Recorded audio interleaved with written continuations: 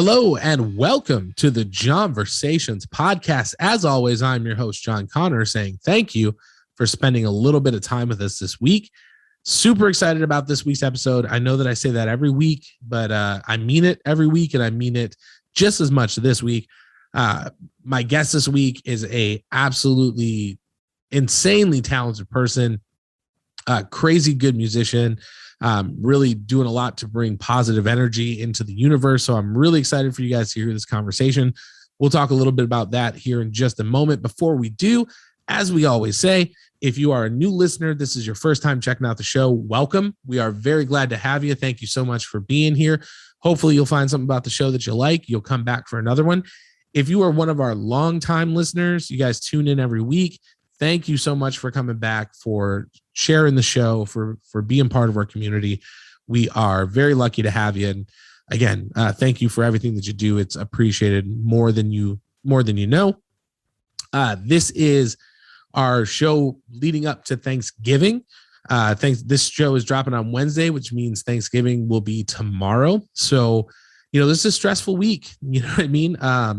We're doing a lot of preparation, families getting together where we can. COVID is still a thing, which is making things difficult for some folks. The Rittenhouse verdict just came in, which, depending on where you stand on that issue, it could be a tough week for you up to this point. So hopefully this show helps bring some positivity, helps keep you motivated. Hopefully you're listening to this and getting cranberry sauce ready with a big smile on your face. So my guest this week, we're going to jump into it. She's a singer, songwriter, graphic design artist, just crazy talented. Again, as I said, doing a lot of really creative things to bring a whole lot of positive energy into the world. Her latest release, which is called Dancing Under Neowise, is available on Bandcamp. It's available on Spotify. We're gonna talk about that release, get into her musical history. But this week I get the opportunity to sit down with the incredibly talented, gifted, someone I've known for a very long time, the amazing Rachele Eve. So I'm really excited for you guys to hear this conversation. I had a lot of fun, and hopefully you guys dig it. So again, happy holidays to you. Hope you're feeling healthy. Hope you're feeling strong. Hope you're feeling loved. And, wrap your arms around somebody. Give them a hug. Tell them that you love them.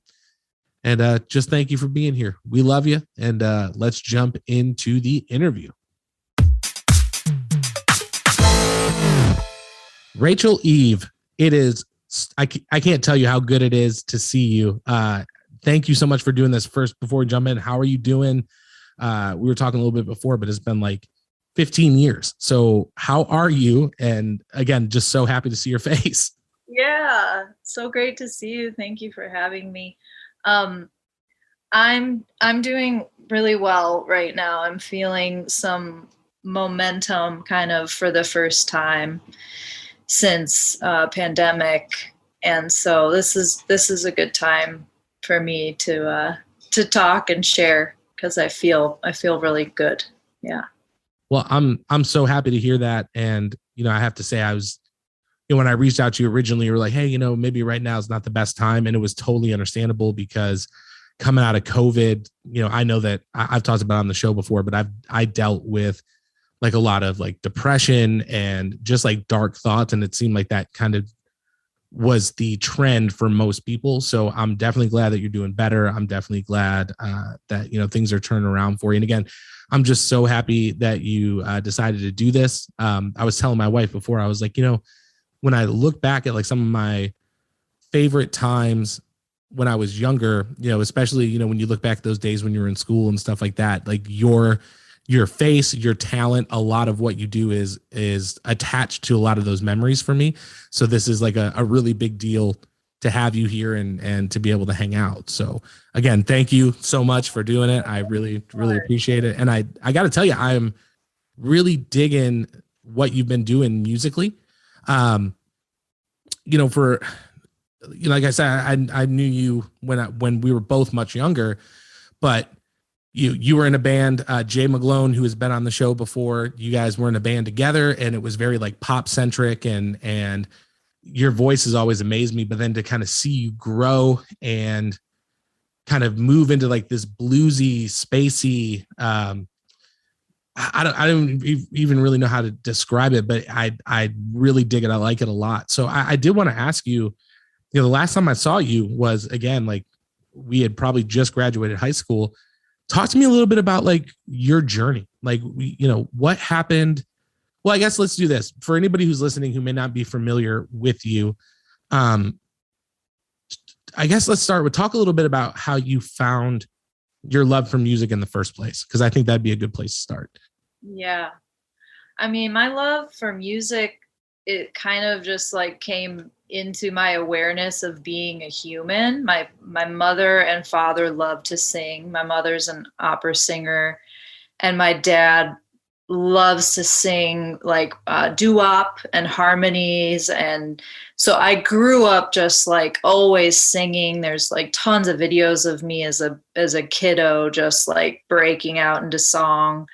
And I'm the youngest of 3 girls. So my 2 older sisters, like the 3 of us did so many like song and dance style like productions. And so I kind of was always there, but it was the moment that I heard Mariah Carey when I was in like 3rd grade that I became absolutely obsessed with the idea of going into a recording studio. Like I saw it in my head, like the headphones and me like feeling it.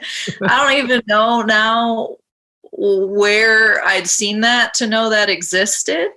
Almost when I look back at that time frame, I'm like, how did I know that's what it was like? But so that's where it started. And then high school, when we met and I was making song and music, like I had a background in devotional music. I've always been pretty moved by like the question of like, what is the soul? What is our soul? What moves us? What is our deep longing and purpose? And I think that's what, I'd stepped into Christianity at that point to find out some answers in that way. And so I led devotion music to my peers as early as middle school. And so singing started for me as devotion, and so yeah, through high school, I started to write songs just so I could sing, and I picked up the guitar. And those first recordings I visit them sometimes, or like my parents love to stay connected to my music. So my dad will talk about these first songs, quite often. I can't get like 1 year without him kind of mentioning them, like that one song. And I heard it last winter, like one of my first recordings. My mom had played it while she was doing some office work and I was at home. And that, I don't know, there was like some bravery there that I now look back at as like a reminder. I'm pretty impressed with that version of me really wanting to speak and share. So it's always just been there, always been like a deep longing, I guess my mode of expression, where I feel really good. Well, that's awesome. And that makes a lot of sense. And it's so crazy because when you were talking about like the devotional stuff, I forget what it was called, but there was like a group on like, it was like Wednesdays that was always in like somebody's basement. And I have this vivid memory of going with Jay, and they did like Sister Hazel, All For You, but it was like it was like the like devotional version. And I haven't thought about that, I don't think, in probably like 20 years. And then I was like, oh my, and I wish I could remember what the name of the thing was, because it happened like every week. But it's I think you make an interesting point too. Like when you talk about the bravery, I mean, do you think it was because of at the age you were at, like it was just, I want to get my voice out there, I want to get these feelings out there, and like not necessarily like I'm being brave, but just kind of that. I think when you have more experience, you tend to like, am I like crafting what I'm saying? Is, my message trying to be, where when you're at that age, and, myself growing up playing music, it just, was like, I just want to put stuff out there. Like I want to write songs, and, you know, I may not be very good at guitar, but I'm going to play in front of an entire room of people. You know what I mean? So it's like, do you think part of that bravery is some of like the inexperience that comes with being young and just being like, I'm jumping in? Yeah, I think it's kind of like beginner's mind, beginner's luck, you know, similar that in that vein. You know, at first when I learned guitar and I could sing along with it, I played for hours every day. And I remember just time flew by. And there's been times in my writing process now where I wish I had that kind of similar stamina, or like unabashed, like no filter style, which I can access, but that was so potent, and it was so regular for like, you know, those first few years. So I think I didn't really think I was being brave. That didn't occur to me until just recently, really, when I heard those recordings, because they kind of make me cringe. Like I kind of hear them, I'm like, wow, whoo, like this is so real. And I don't necessarily like this anymore, or would make this anymore. And it, you know, so I kind of broke through that unwanted, that negativity, I guess, when I heard it. Like I was like, I gotta honor this part of me, you know, that did that. So that was like an observation later. But in the time, I think my experience with song is like, you're trying to do everything you can in 3.5 to 5 minutes, and sometimes 7 or 10 if you want to, or whatever, you break that mold, but like the common mold. So I think that shaped a lot of what I tried to do over and over and over again, because you make albums, you make records, it's you know, it's an endless well. So I was really tapped into that when I first started. And sometimes I think the like confessional part just came from the kind of music I was listening to. Like my taste in music was very radio centric and pop oriented, and Napster had just come out right around when we graduated high school. So I was discovering new music through that was all over the place, you know. And so yeah, I was kind of also writing what I knew to be like love ballads. I was very familiar and very connected to the love ballad and the influence that they had on me in my like hormonal high school years, you know, just like trying to get through. Oh yeah. I mean, I'd go back, like, because it's the same thing. Somebody recently sent me, they were like, hey, you know, I still have the demo that you guys did when you were like juniors in high school. And I was like, no fucking way. And so they're like, let me email it to you. And like, I hadn't finished puberty yet, so my voice is like, I was like, I could never sing that high. And you like listen to it, and then you go back in retrospect, and you're like, man, I'm talking about like these like big feelings that I think I know what they feel like, without having like the experiences behind it. Like I dated the same girl all 4 years of high school. Why am I writing like breakup songs?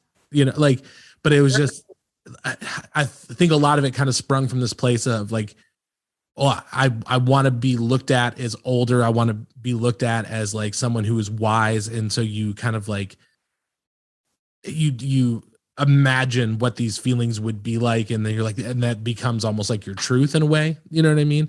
I don't know if that's anything that you experience. I hadn't gone looking back at it now, like looking at my life in 2003, I was like, I had zero fucking responsibility. My life was pretty sweet. I didn't have anything to do, but like, I like intentionally was like, let me write about some like sad shit. You know what I mean?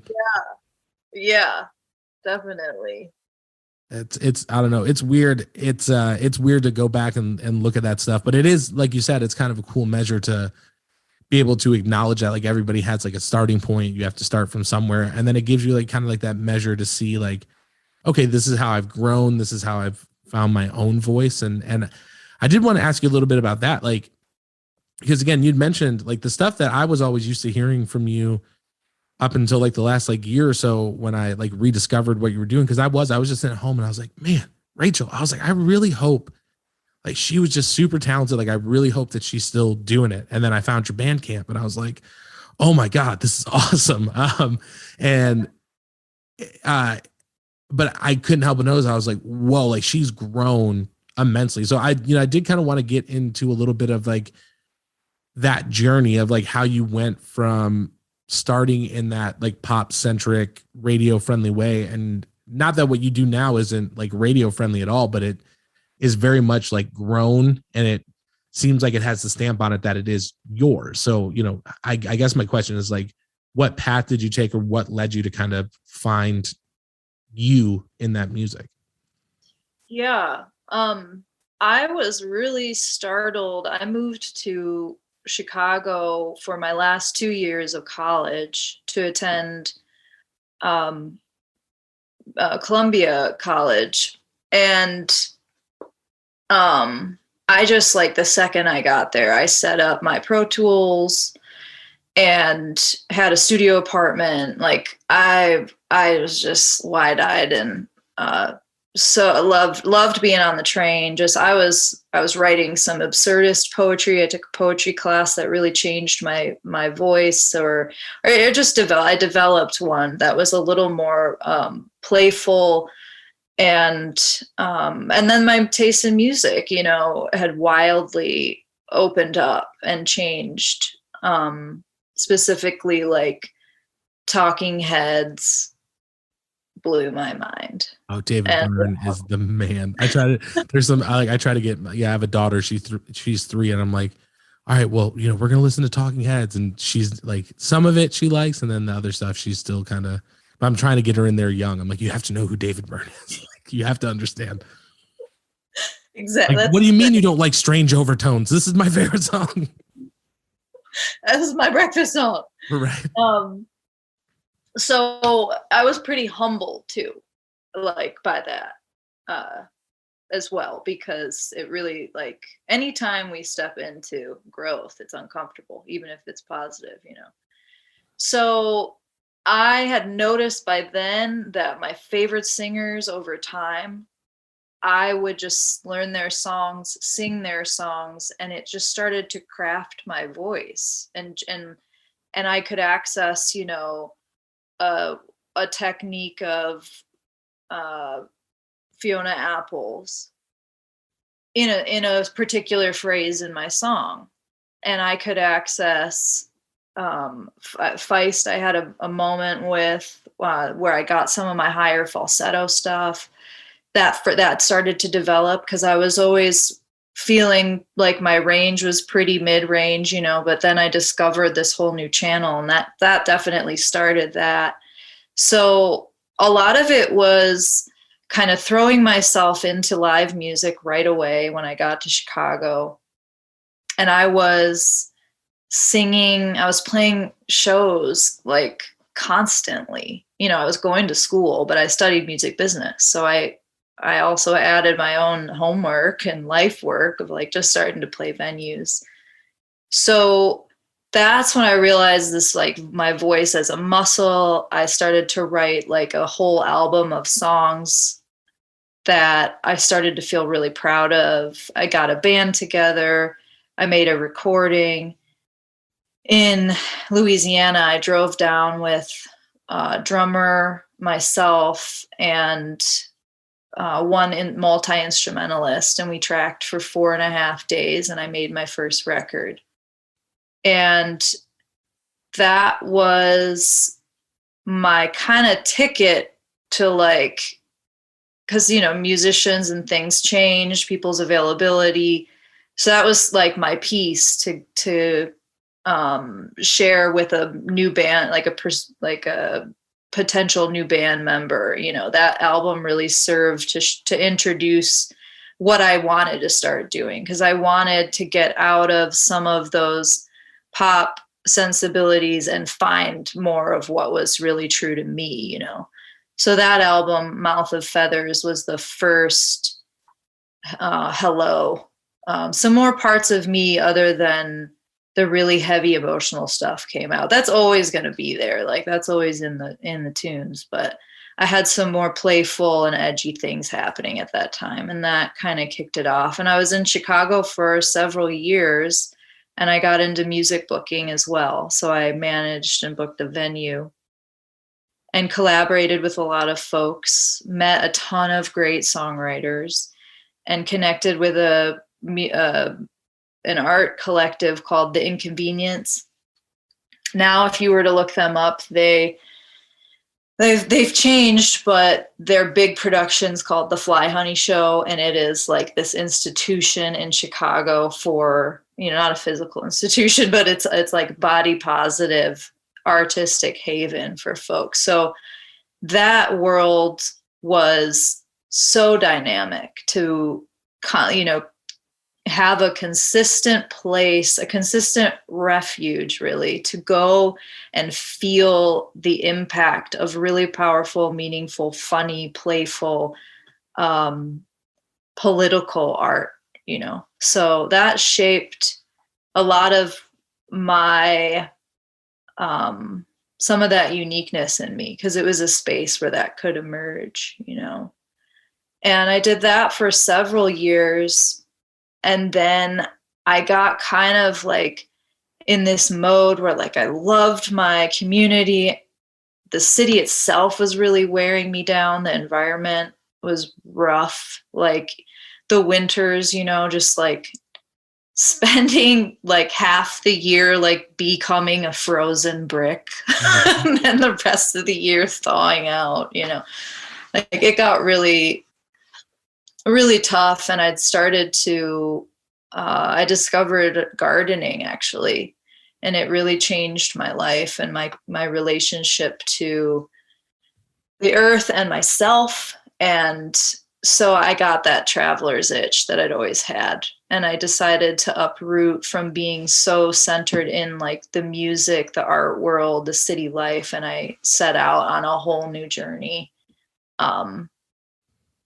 So I guess that's like part 1 of 3. It feels like in the musical journey of like finding my sound.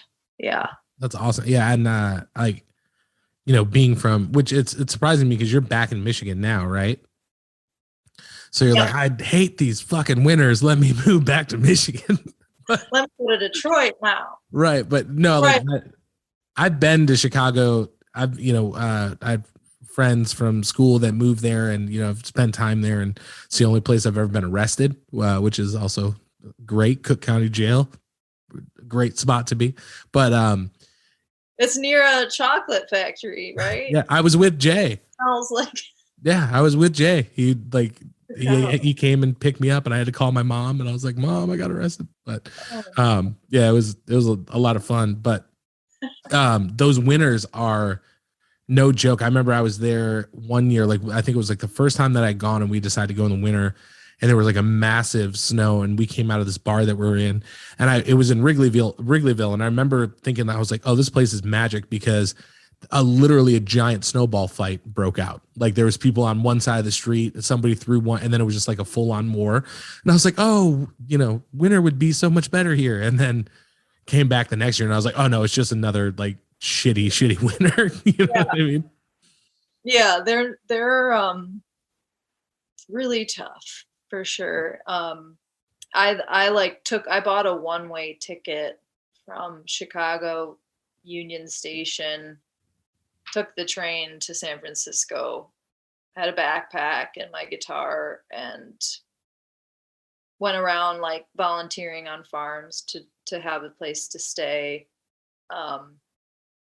And then I moved to the tropics. So, I got way out of that. Tell me a little bit about that. Cause we've got you're like, okay, I need something different. We're West Coast, but like, what is it that motivates you? I know that you said, it's traveler's itch, things like that, but like, what was it that motivated you to be like, I'm going to leave the country? Like, talk a little bit about that and what that journey was like. I'm a hopeless romantic for one. And then, I was. Now I was like, I have to change this attitude and become like either a straight romantic or a hopeful romantic. That's what I was like, I got to shift. So I was at the time like very hopeless romantic, and I wanted to shift. I wanted to try a service oriented path. Basically, I was like, there's all this self-consciousness around being an artist. I want to like have a life to write about, and I was seeing someone at the time who had done a volunteer program overseas, and he picked the farthest, most unknown place he could find, called the Marshall Islands. And when he came back from that experience, a few years later, we'd met in Chicago and we were writing songs together and falling in love. And he wanted to go back. And I'd kind of said no for a while because my sister was having a baby. I was still so connected to Chicago. Like I wanted to, so this was 2 years before I actually did it, that I'd started thinking about like moving to another country and immersing myself in a different culture, and,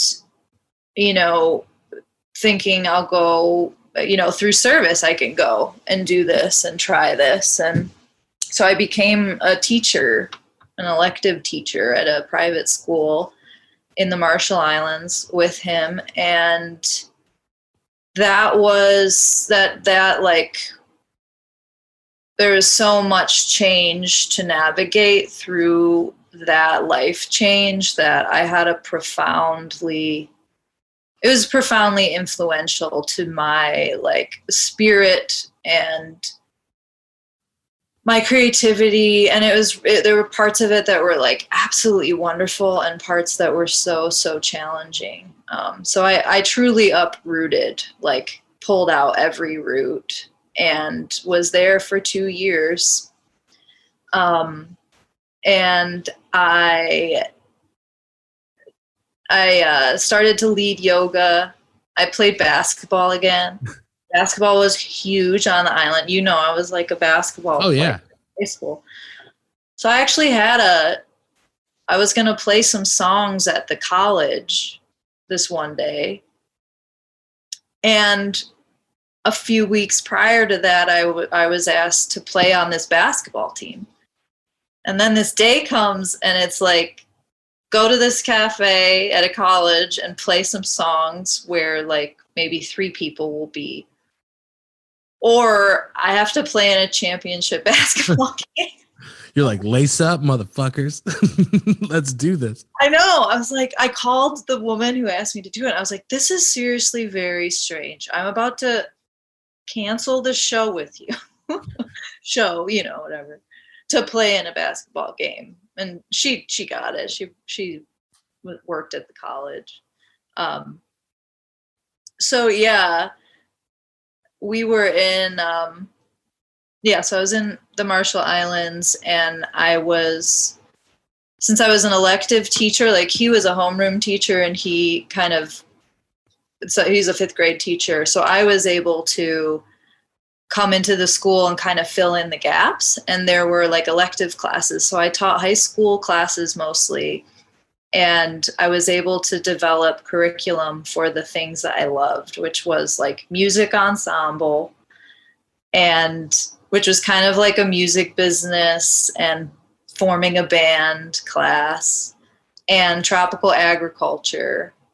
And then I had this really great class called reading support, where I had a group of like low-level readers, and I was tasked with like helping them fall in love with reading.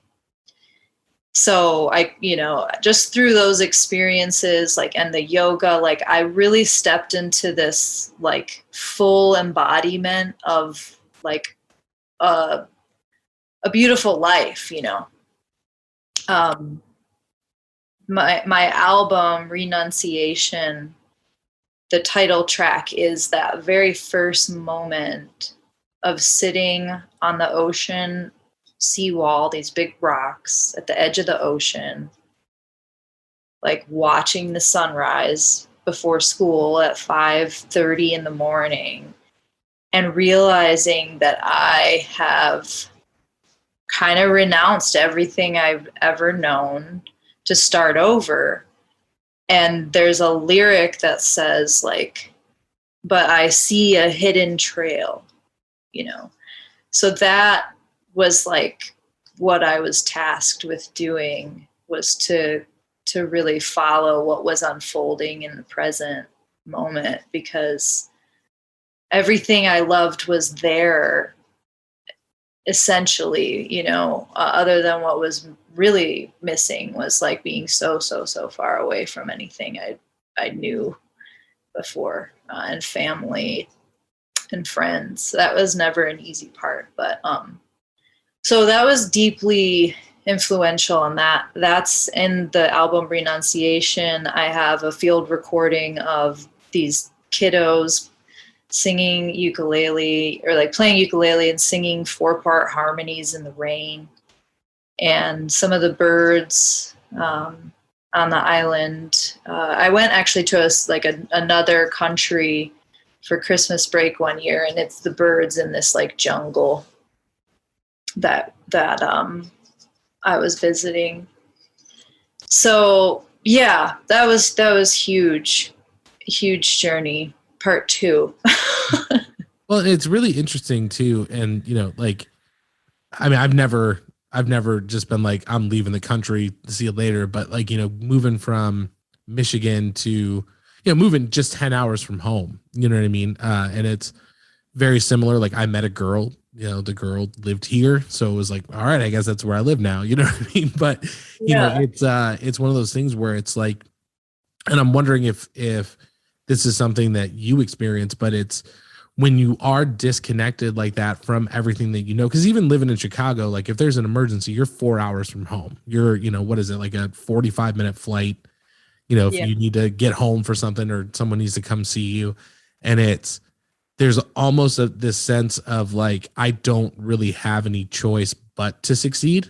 You know what I mean? And at least for me, I found myself kind of pushing myself in ways that, you know, I don't know if I would have stayed in the environment that I was comfortable in if I ever would have done that. I imagine it's got to be pretty similar when you're like, not only do I not have, you know, like the safety net of, you know, friends and family that I normally have, but I am, you know, so far disconnected from that as far as like time and things like that. So was that something that you had found where you're just like, oh, like I've got, again, like no choice but to succeed in this decision that I've made? Yeah. I mean, I never had that specific phrase, you know, but like, I would say that I had that feeling of like, okay, to leave here to get there was such an ordeal. It's a 36-hour journey, different flights, everything, but it's always about 36 hours. And just to leave felt huge. So, and I never knew why I would leave, even though I was pushed in so many directions and given so many reasons to when I wanted to leave or felt like I needed to leave, you know? And so I did stretch beyond it. That was what ended up happening, is I stretched in my reserves and my capacities for empathy, for self-compassion and care, for, you know, moments when it got really, really hard to dig in a little deeper to find out why, to expand my patience my relationship to failure totally changed. I was a first year teacher all of a sudden in a new country. Like, my expectations are always very high, and, you know, I couldn't function that was really hard actually to kind of go into the classroom and hope that and plan for students to be excited about something. And if they weren't, it was really hard to deal with. And to not know what kind of impact I had or what they were really experiencing, it was kind of a whirlwind in that way. And I'd talked to the principal there at the time, and he told me that I think first year teachers have like an 80% failure rate because it's like the hardest year of them all. By year 2, I started to understand that the year had like seasons and a flow, and I could line up my energies a little better. But it pushed me in directions and into skills I didn't know that I had, or things I was capable of doing. I got really active. The ocean was right there, so right before I left, I trained with a few people to swim from one side of the lagoon to the other. And it's like 3.5 miles. This lagoon is thousands of feet deep. We asked around, what might be out there, and it's kind of like there's nothing. There aren't any like great white sharks out there or anything. Right. It's like reef sharks, whatnot. Like there's no reason for anything to be out. So yeah, I mean, I would have never in my life thought that I would like free dive the ocean or swim miles long, across. And but little by little, it was like every day it was like I was chipping away at this like destiny or something. And yeah. So yes, that's the answer to the question. Yes, I did. I guess I had to succeed. Well, I mean, I think that's a very interesting point though, because it speaks to not being afraid to open yourself up to experiences. And even if it's at that incremental rate, because, once you have enough of those increments, you look behind and you're like, oh, look at everything that I've done. I was just doing them in these little, like, okay, I'll try this or I'll try that. And this leads to this, so I think and again, I think it kind of ties back to maybe it is just the kind of person that you are, but like, when you go back and listen to those early recordings, it's like, let me just put it out there. I like doing this. This is how I feel. I'm going to take the risk. I'm going to put this out. And then it leads to, now I play in a band, and now I'm, part of an art collective, and now I'm writing with other people. And, so I don't know, maybe it like, it is being framed as like, maybe that wouldn't have happened unless we had, taken that giant trip away from everything. But it seems like just kind of going through things that maybe it's ingrained in who you are in some way, where it's just like, yeah, I just got to keep like taking these little leaps. Like, I like making these little jumps. You know what I mean? Yeah. I learned by trial and error. That's for sure. And it's that was a big one to like come home and digest. And what had happened was like, okay, this country is thousands of miles away from where I grew up and where I'm from. And if I want to stay here, or if I want to live here in general, if I want to be an agent for change,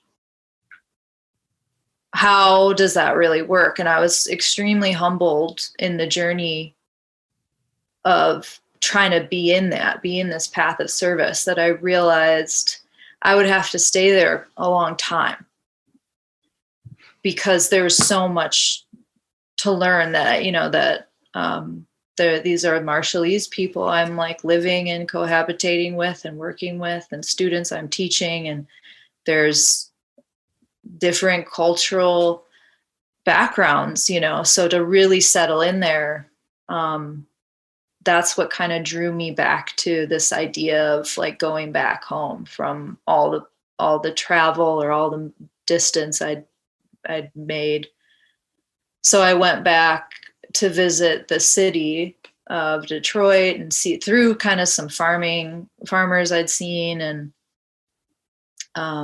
that was on my radar kind of when I moved back home after the whole teaching experience overseas. I moved back to Michigan. I quickly settled in Grand Rapids with some friends, but had, started to think, okay, I'll move back to my home city of Detroit, see what's going on there, which happened many years later. But that's really what drew me, was like, wow, okay, this was such a life experience where I learned so much. Now, how do I apply this in a sustainable way? And that's how I ended up back in these Michigan winters, in a sense. Well, I was going to say, like, for someone who doesn't like winters, you move back to Grand Rapids. Like, this sounds like, dude, Grand Rapids winters suck. It's the people, it's the people that, I'm Italian. It's all the family. Right. My family's huge. My friend family's huge. So yeah, that wasn't, I hadn't imagined living there, but I was there for a year and a half, or maybe 2 years. And I got my yoga certification there. And, that's awesome. Yeah. Parts of it were absolutely beautiful. And then, yeah, like more winter stuff for sure. Yeah. Yeah. Tennessee we get a little bit of ice, which like nobody down here knows what the fuck to do. They're like, oh my God, there's ice on the road. But, like this past winter, we got like maybe 3 inches of snow. And I looked at my wife and I was like, I'm going out. I was like, I don't need anything from Target, but I'm going to Target. And I was just in the parking lot, just kind of doing little donuts and stuff. I was like, I feel like I'm home again. So it's for sure. When you're away from it for that long, like that first one, you're like, oh, okay. Like I missed this. We flew home in a February, and we left Tennessee. It was like 60 degrees, landed in Michigan. My wife came outside, you come out of the airport and you're in the carport, and she took a breath in and just started choking. And she was like, how fucking cold is it here? It was like -15. And she was like, oh my God, it's so cold. It's like people don't breathe here. Oh yeah. my God. No, you got to get used to it. But I did want to ask, like, since you made it back to Detroit, right? Like you've cultivated this connection to the earth, right? You've got this new perspective. You have all these lived experiences. So coming back to Detroit, what is it like for you then to, as you said, kind of put these things into practice? So what has it been like for you as far as like finding a community that kind of aligns with the values that you've discovered, and how do you go about continuing that growth, I guess, in a different environment or familiar environment, I guess? Yeah. Well, so I spent after Grand Rapids, I spent 2 more years, and I actually lived out of my Honda Element, and I spent winters for 2 years over in California. So I kind of I truly shed everything again. And that was really refreshing to have. Everything was very straightforward when you live on the road. I was working for a company that set up huge, extravagant, beautiful outdoor farm dinners, like 300-400 people. And we set it up, serve, and break down all in one day. So we're pretty much on music tour, but there's no music. We're setting up a huge dinner. So it's a whirlwind. And that helped me because I was thinking about Detroit. Nothing was really happening to kind of bring me there, to get me started. I felt, I was kind of like visiting a friend often that I'd known in Chicago and kind of scoping things out, but hadn't made the move yet. And then this opportunity to travel more. And so I thought, I'll go around the country and I'll just try to pick up a vibe and see what's going on. And, so I went all over. I did like 2-3 full loops around the country, thinking maybe I'll fall in love with a farm or a vineyard or try and, maybe I'd find something. And so I did that, and I spent 2 winters in a beach town in California that's in Northern California. So it's a little more like the Bay Area weather, pretty mild. And during the winter, it's kind of cold and kind of like insular. Like it's every drive to everywhere was windy and beautiful eucalyptus groves. Like I was in my heaven. I felt very inspired to write. I was in like retreat mode, kind of working these big summer gigs and then resting and working on my art. And I realized all this growth, kind of like you're asking, all these tools, and I've ended up like alone in a cabin. And it's great, but I don't have any homies around. Right. Deep homies. And so I had an opportunity to move back to Detroit, and that just came out, and I'm like, oh, now I know. Like I spent kind of 2 years just like, I'm moving around a lot. This is great. I'm happy. I'm so comfortable on the road. Like I just went on a 2-week tour a couple weeks ago. Yeah. And I'm like, yeah, I love road life. I'll always love it. But moving back to Detroit, I moved to Detroit 2019, and I spent a year kind of getting my bearings. And then lockdown, like 2020 was kind of my year where I was like, okay, kind of, it's time to go out, do something, I'm like, no. So I'm still so new to the city. I mean, in terms of community, I've found a really lovely group of herbalists, and gardeners, and that's been like the place where, and then, just some musicians here and there. I'm in, my partner now, I'm in his band playing bass. He needed a bass player. And so January 2020, I started playing bass, and I'm in love with this instrument. Oh, I've seen your neon green bass. That checks. Yes. That short scale. I'm also playing a Fender jazz bass, and I toured with a Precision. So I'm still trying to find the one that kind of fits you the best. But the hot green one, it's funny. It's a Jackson. I got some new pickups put in it just because it's such a cool bass. It's not always up to snuff. Is that what people say? So I gotta find. I'm sure somewhere some people say that. Yeah, exactly. Yeah, I don't know what that means. So yeah. Still finding my way, but starting to feel like at home in the community here. It's small community, and it feels like a small town in some ways, but I also have so much to learn and be introduced to and visit.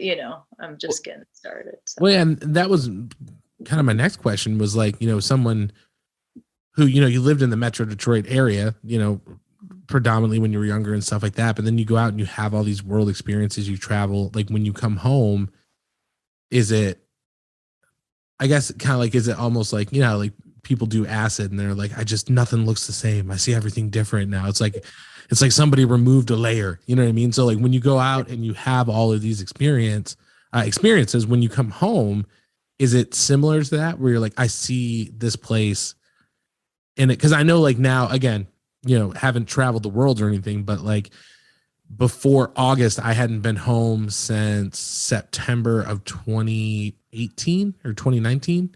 So, and I've had like nieces and nephews who had been born that I hadn't seen yet.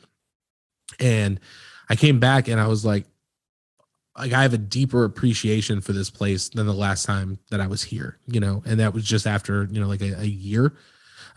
So was there anything like that similar with you where you come home and you're just like, oh, I can see this place now in a way that I've never really like thought to look at it before.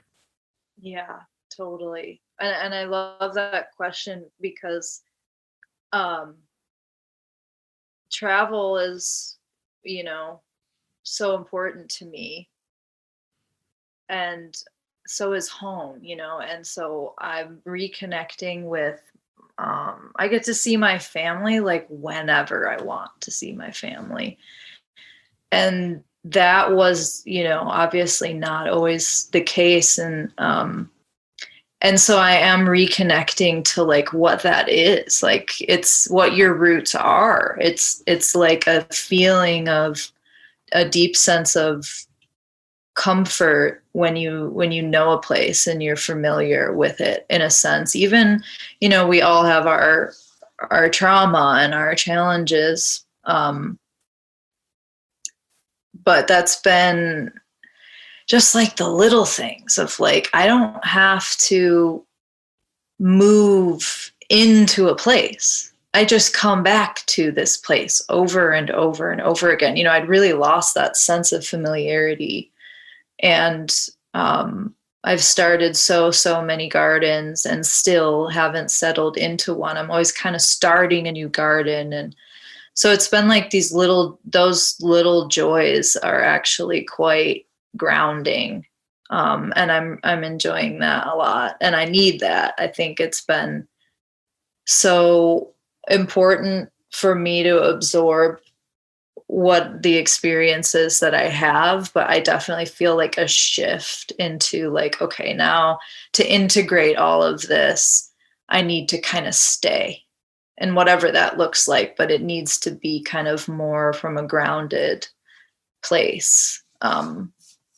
So yeah, that's been a piece of, I didn't always know that was happening when I was traveling. I didn't know how far or how unavailable I really was until coming back and now being able to be available and to be really clear about what I do each day in a way, has been great. And I feel kind of like an infant in it in some ways because it's been a while. Yeah, and I always kind of equate it to like, like that, like absolute favorite meal you have. You know what I mean? Where it's like, it doesn't matter where you are. Like when you have that meal, or like, okay, so when I was on the road with the Rising Tide, I love going to Subway. And I know that sounds terrible, but I worked at a Subway when I was at home. And so when I would come home, I would smell like fucking bread. I would be like, I'd, smell like, oh yeah. Yeah, it's like you come home and you're like, yeah, I smell like Parmesan oregano or whatever. So, when we would be in the middle of Missouri somewhere and I was like missing my mom, I'd be like, let me go to Subway because I smell that. And it like kind of takes me back. So it's like, it's just weird how there are little things that like, it doesn't matter. Cause even now, if I go into a Subway now, which is very rare, but if I go into, I'm a Jersey Mike's guy, but if I go into a Subway now, I'm like it's almost like a time machine a little bit, you know what I mean? Or like it's crazy how like you can come home and make that commitment and then it's almost like you just fit again. You know what I mean? It's like that you're the puzzle piece that got up and like moved under the couch or, but when they find you, you fit right back in the way that you always did, Yeah.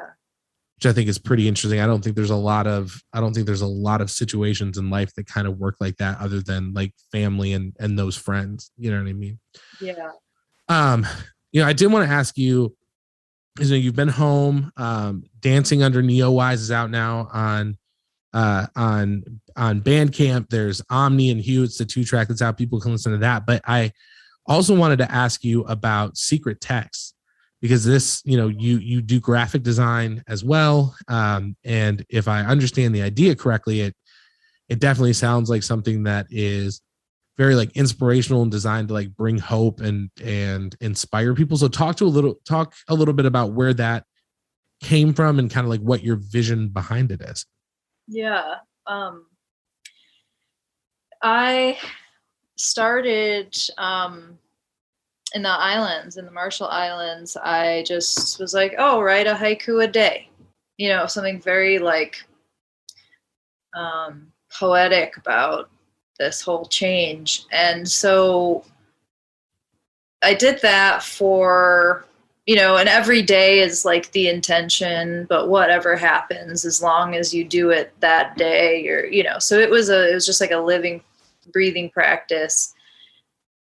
But it brought me to those moments in meditation practice, or those moments when you're really connected to like where you are with a sense of peace and calm.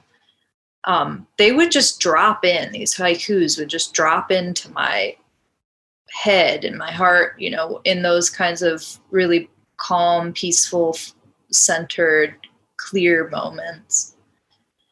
And so that had started in 2014. And then it continued because I had like a yoga teacher training. I was a studio manager at a yoga studio, and I taught classes. So I just kind of immersed in that practice and in that teaching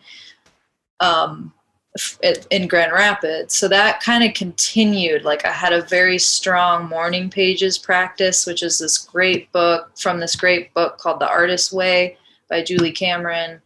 It's great for artist recovery if you're feeling like you need to break through and have a better, relationship with the creativity inside of you. This book is amazing. So the practice is every day you write 3 pages of stream of consciousness. You don't have an agenda for it to go out into the public. You don't reread it. And obviously you can do whatever you want, but that's the idea. And it's like this idea that, like, imagine your head is an attic and you never sweep it and it gets all dusty and it's hard to see things and hard to use things. And you don't really want to be up there, right? Right. Well, the morning pages are like if you swept your attic every day. So that got me even more tapped into poetry. And I just found myself, like, I just kept distilling these moments of hope, this affirmation practice, into like a less and less and less words. And then I was traveling on that food tour, and I had my studio in bins in my car. And whenever I had a couple days off, I'd pull things out and work and create. And at one point I went to a paper store and I bought a gold Sharpie and a silver Sharpie and a stencil. And I started taking these phrases, and I just stenciled them onto this peach paper, and I was like, I don't know why I'm doing this. Right. I don't know what I'm doing, but I'm doing this. And then also while I was traveling with the food tour, we were moving so fast that so was my language and so was my brain. And my mental energy is high. So I was spitting out, like, me and a friend were like feeding off each other on the tour of like this absurdist, electric, hypnotic poetry. So just like mostly like humor based. And I wrote these 2 and self-published these 2 poetry books called The Nation's Capitals. And they're capital letter, like the word capital, like capital letter, because I wrote in all caps because it was easier while being in the passenger seat to like read all caps. And I'd use this image I found of a sign of someone going shh, and it's like this vintage cool sign. I put all the poetry in there. So all this is happening, and now I'm in Colombia, Medellin, the city in Colombia, for 6 weeks to travel over winter. And my friend sees the symbol very similar to the shh. And he's like, that reminds me of your poetry book. So I take a picture of it, drop it in Photoshop, tweak it a little bit so it's a little more like original, and just start putting those phrases in the middle. And the first one of them was emptiness is capacity. And that was the beginning of the whole series, was like, when I feel that emptiness or that boredom or that lack of purpose, what it is showing me is that I have room and I have space for something that does align and that does serve. So I'm just feeling the actual like capacity that I have. And from then on, I just couldn't stop. It was just like anytime new wisdom dropped in, I'd write it in my phone real quick or write it down. And then I just started creating these digital slides and changing the color combos. And now I have like 450 of them. And I'm about to launch a product line for them so that people can have them in their homes or on their person, because I'm hoping to get people to pause throughout their day to reconnect with their center, because I think, and I know that I operate best when I feel like my creation, my creativity, like when I'm in that mode, I feel very alive. And I think that all of us have that. We're all so creative. That's like humans adapt and grow and change. So I just, there are these invitations for folks to remember who they are. Well, I really like that idea, because I feel like you are right that there is times where like we just need to pause and kind of put things into perspective in that moment. So to have something, even if it's just like a card that you carry, in your bag or something like that, something that helps you kind of take that moment and just say like, okay, like there are things out there that are bigger than me. And like, I have this opportunity to bring positivity in, I think is something that could definitely something that could be useful to a lot of people. And it's I don't know, it's an interesting concept to just, we live in an age of like consumption, right? It's like they call it like the economy of attention, right? Like you want your stuff to go viral. You want like, you want to be this big thing. So to have something that is like there as a reminder to like stop and like remember that like you can disconnect from that, and like you are part of the universe, not part of like this, I don't know. I just think it is pretty cool on a number of levels. You know what I mean? I guess like, I know you said you're like starting to launch a product line and things like that. Like ideally, what is the vision for it, or like where do you see it going? Like I guess like what would you like to see it look like a year or two from now? Yeah, I've spent I used to be writing and posting them on Instagram. That was pretty much it, and offering postcard prints for people to have them physically. I have a Patreon that you can subscribe, and I just send them in the mail to you, and I choose them, and hopefully they give you like yeah, that works for me. My vision, I have so many ideas. In some ways, I can see them being great, like oracle decks. I would love to just, I love to talk and converse with people. It's like going all the way back to those devotional music, like small group days of middle school, like full circle in this conversation of like, when I talk to someone, I really want to know like what makes you feel alive, So ideally, I'd love to maybe publish a book with them and tour with it and be in conversations about awakening and awareness. I'm also so open to whatever the response is. I think when trying to integrate, like I called it a product line, and then I'm kind of like, why did I say it's like they're like, I don't know if that's even the right word. It's like having them, I'm still wondering like what will make people access them in the way they need to, so I'm still really listening, and I feel like I'm just beginning to listen because I spent this year and a half like making the stuff, the raw material. I have a ton of it, and now I'm kind of like, okay, step by step, like simple, like some prints for your house or your office or your store, or a t-shirt that you walk around like embodying that message, and someone will see it and they'll feel it, or like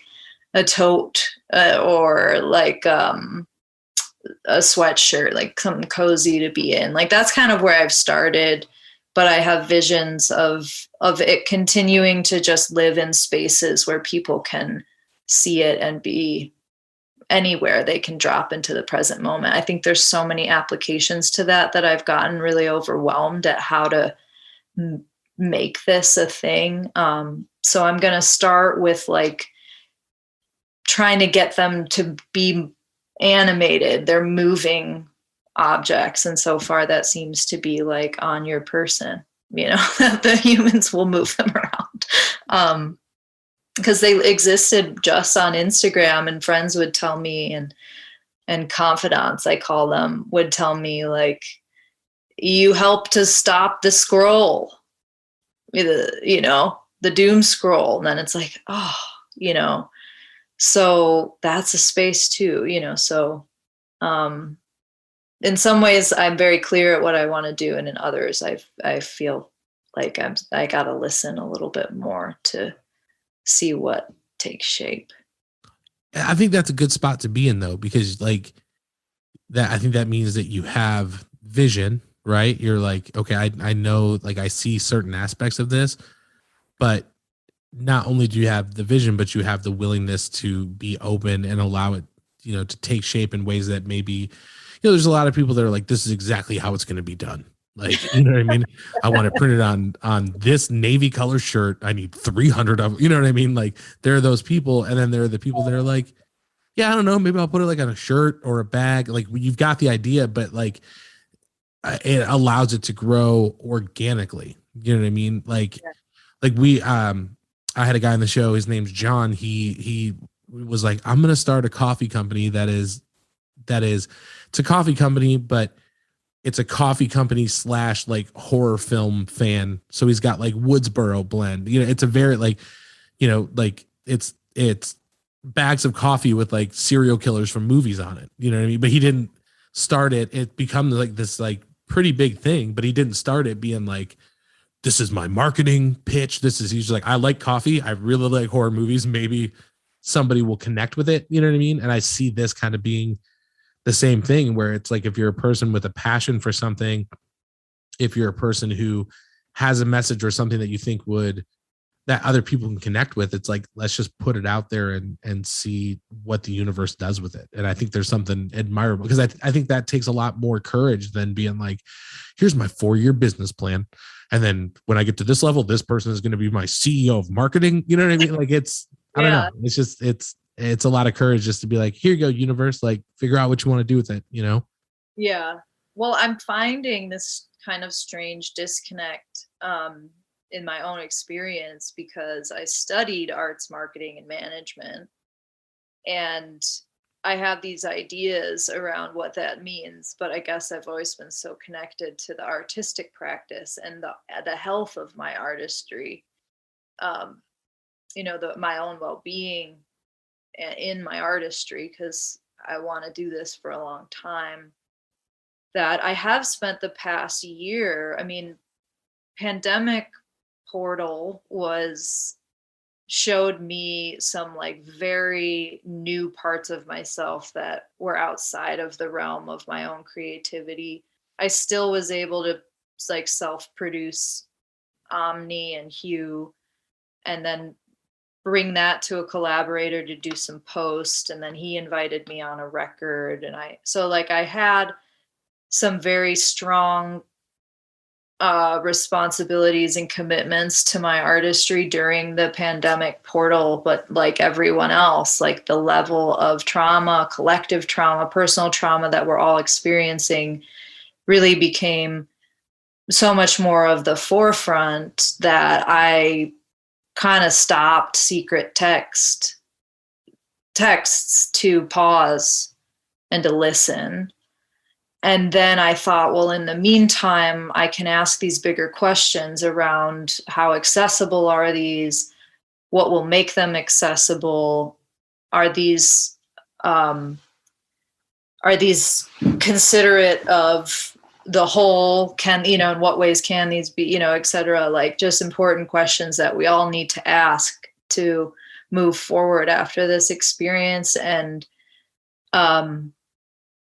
but this disconnect is like when I try to go into business mode and make a business plan, I drop out of the very essence of what Secretexts is.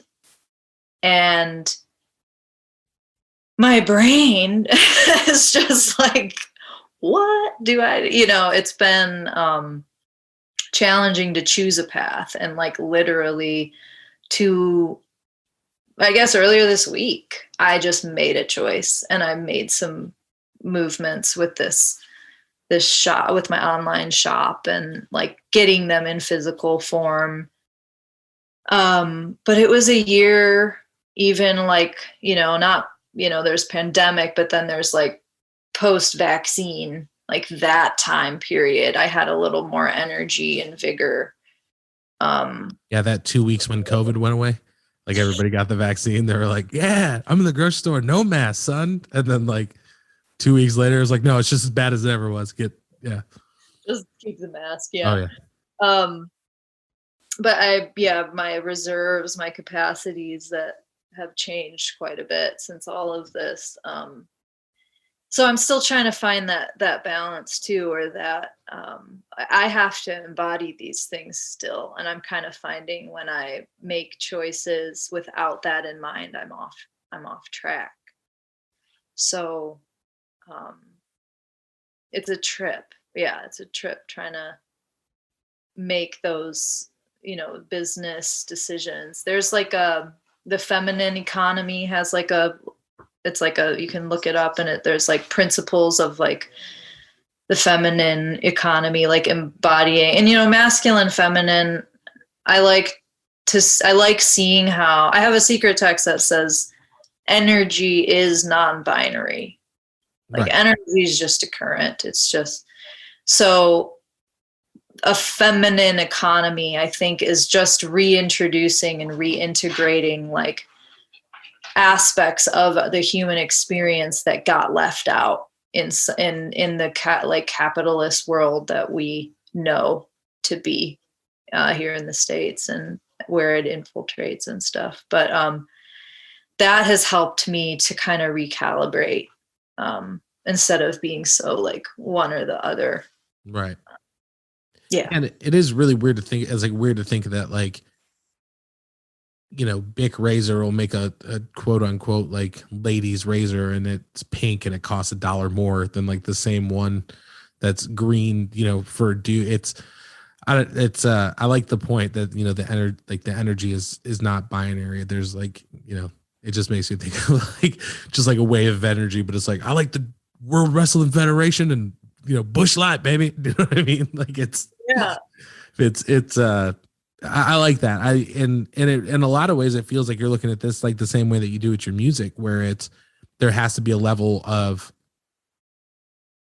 like you said, you start again not to kind of go full circle, but you start with that like that pop sensibility, that radio sound, into finding like a voice that's authentic for you, and then like working on like honing this voice and being able to put that voice out. And it seems like that very much carries into the secret text as well. It's like, if I'm going to do this, if I can't be authentic in it or be me, what's really the point of doing it? Which I think is really cool. I think that as a society, we could use a lot more of that, just like people genuinely being themselves. So I don't know. I think it's a really cool idea. Thanks. You're welcome. Glad it reached you. Yeah. That's one of the reasons, again, that I wanted to have you on. And again, I really do appreciate you coming in and spending time and taking time out of your Sunday. I know in Michigan when we started, it's like 8:30. So I appreciate you being willing to come in a little bit later. I did want to ask, for people who are listening to this that are like, I want to check out her music. I want to, you mentioned like the poetry that you write. And I mean, obviously we're going to link up the Bandcamp and stuff like that. But if there's somebody that's listening to this and they want to interact with you and kind of get to know what you do better, what is the best way, in your opinion, for them to do that? Yeah. Well, we could have a cup of coffee. No. I'm like, yeah, the best way. I have, website racheleeve.space. You can contact me through the website. I'm all over, like my music is on all platforms under Rachele Eve. I'm on Instagram, Rachel_Eve, or Secretexts on Instagram. Secretexts shares the T, so it's just got one T in the middle. Secretexts and secretexts.com. Those are the internet ways to connect, and DM be cool. I'm down to meet if if you're seeing this and want to chat. I'd love to chat. So yeah. Awesome. Well, again, I wanted to say thank you so much for doing this. Reconnecting with you made my heart happy in a way that is very hard to put into words. And like knowing you as like a kid when we were both kids, to see the artist that you've like grown into and the human being that you become, it again, it's just heartwarming. It feels really good. And I, like I said, I just really appreciate you doing it. Would you stick around for a minute for us after we wrap up? Yeah. Cool. So, thanks for having me. I feel like as much as we haven't been in touch, that we've been like parallel, like just reconnecting with you. I'm like, oh yeah, that's my friend that I know. So it's been cool. Yeah. It's weird. How when you spend a lot of time with somebody, because I would like, I've never been the guy that is like, I've never been that dude that's like, I have a lot of friends, even when I was younger, it was like, like Jay McGlone and then the dudes I was in the band with. And then like you were one of those people that I consider, I was like, oh yeah, Rachel's my friend. You know what I mean? So like again, I think it kind of ties back into like being able to come home. Like there's a certain aspect of when you have that kind of relationship with somebody, even if years have passed, it's really interesting to like sit down and just see how like old rhythms kind of just kick back in. You know what I mean? Like you got to dust off the hi-hat, but then all of a sudden it's like, oh, there it is. There's that 4/4. You know what I mean? For sure. You said it so well. Well, again, I really appreciate it. I know it's late. Guys, this is episode number 68. We are almost at, right? Is that 68? Yeah, 68. We're almost at 70. So thank you guys for joining us. Again, please make sure you are checking out Rachele Eve.